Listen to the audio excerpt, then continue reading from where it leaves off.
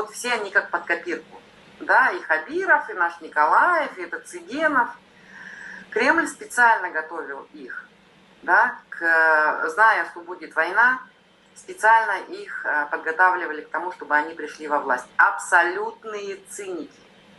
Люди, которым не важны жители наших республик. Абсолютно. Все равно, что будет с нашими республиками.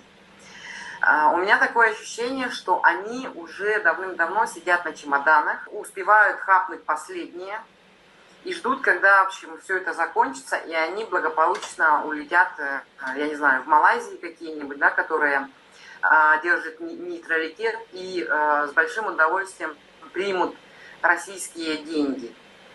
Вот. Абсолютные циники. Им не важно, как живут люди. Им важно вот красивую картинку перед Путиным, перед всей остальной Россией показать. Поехать на форум, показать эту красивую картинку моста Ланхаленда и не показывать то, что на самом деле происходит в республике. У нас всего 1 миллион. Можно было бы все дороги закатать в асфальт за эти, не знаю, там 10 лет, да? И каждому жителю предоставить благоустроенное жилье. А мы, несмотря на то, что мы самый богатый регион, у нас меньше 50% газификации. Несмотря на то, что мы добываем свой газ. В центре Якутска, по-моему, бараки до сих пор стоят, да? Бараки стоят, и люди в них живут.